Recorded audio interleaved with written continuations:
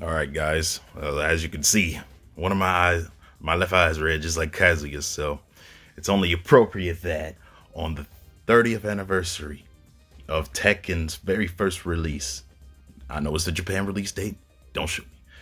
On the 30th anniversary of Tekken's first release into the arcades, I figured I'd do this amazing tribute to my favorite video game franchise of all time, Tekken. So, without further ado, I'm gonna get into it. I'm gonna warn you, I do not have a hard copy of Tekken.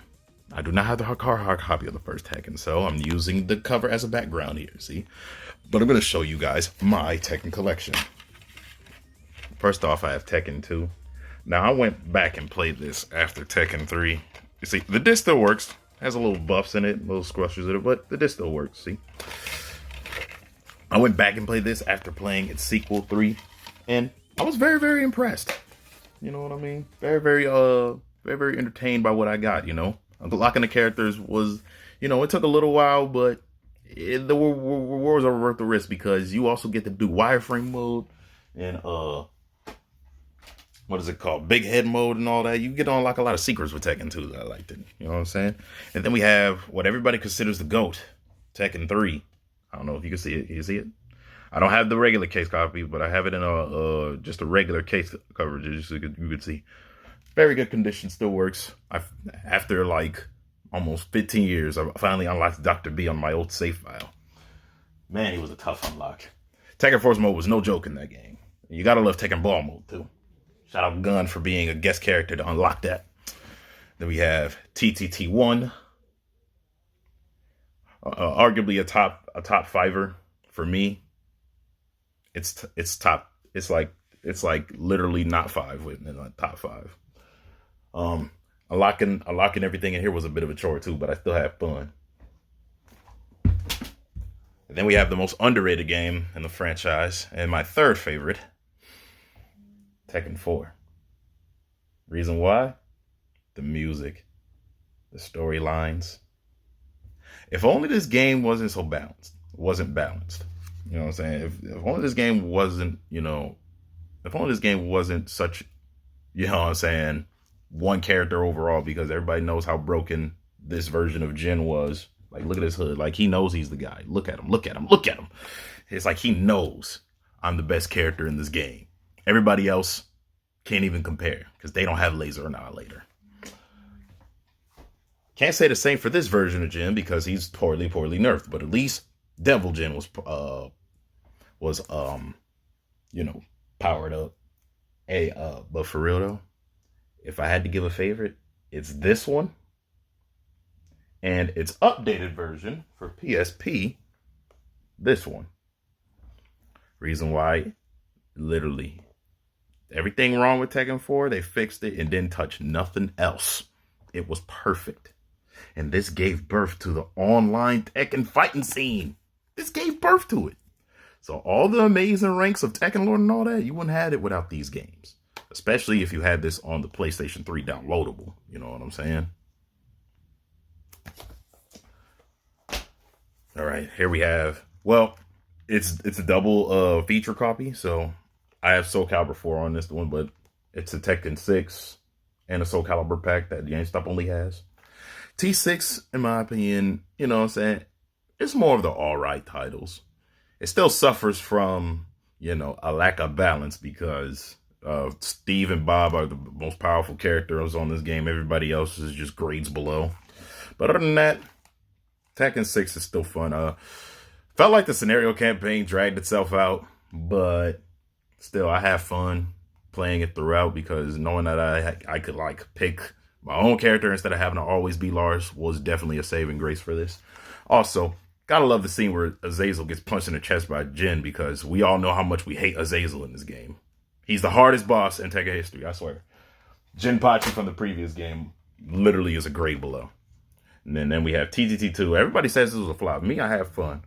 But this game suffers from the same thing Tekken 6 suffers.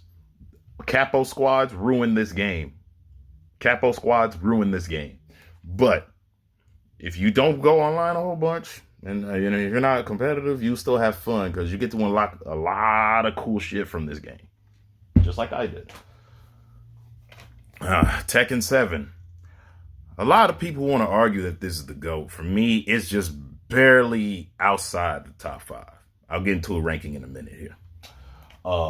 Reason why it's not top 5 for me, I don't like what they did with Jin in the storyline. Just put him to the side so Heihachi and Kazuya could just have their beef. I felt like he should have done something. At a point, Leroy was way too annoying in this game. But other than that, and then like the fact that you didn't want to put Bruce in the game, but you put Fakunram in there. Unpopular opinion, I know. I don't want Fakunram. I want Bruce. Anyway. And then as far as the main canon goes, we have the current Tekken 8. I just beat this game. And I think it's better than 7. Unpopular opinion. It's amazing.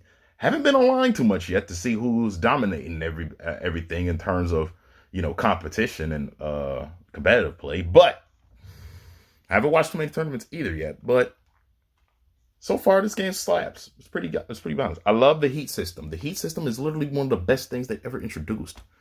Gives me something of an offensive edge rather than waiting until the rage art, you know what I'm saying, like we had to do in Tekken 7 to come through and appreciate. You know what I'm saying?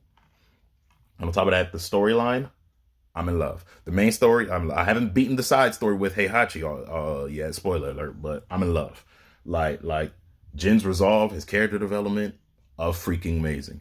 And the ending, where Jin and Xiao Yu low-key are a couple now, and my baby June is back. Confirmed back. Oh, I have a feeling I'm forgetting about something. That's right. I got to talk about this one. Because even though this is a crossover, this is a very underrated crossover. Yes. I kind of wish its launch wasn't so squandered. But if you get the DLC characters and all that, this game is actually very, very fun.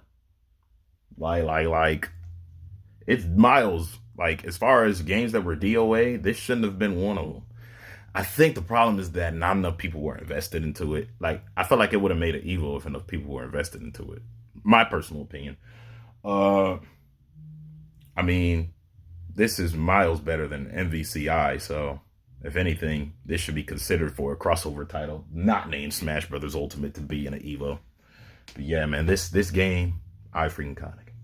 But if I had to rank them, these two first, and I'm counting them as one entry because they have the same storyline. Second place, it was the first one I started with. Third place, because this is the, third game I started with. Fourth place, because this is actually the second game I started with when I first got the PlayStation 2. But still, this game doesn't have a storyline like T4, so I had to put it lower. I know gameplay, this beats the hell out of T4, but everything else T4 did blows this game out of the water. Especially Tekken Force. Then at the bottom of my top 5, I have 8. You already know why. I just explained it. 6th place goes to T7. Love what it did for the competitive scene. Making Leroy not so annoying. Didn't really care for much of the storyline, but the gameplay and extra shit, loved it. Tekken 2, because this was the 4th game I played after I played 3, TTT, and T4. I went back and played this and had fun. I love this behind that because of the characters. The only thing hardly memorable was that, not too many of the tracks stood out. But hey, it is what it is.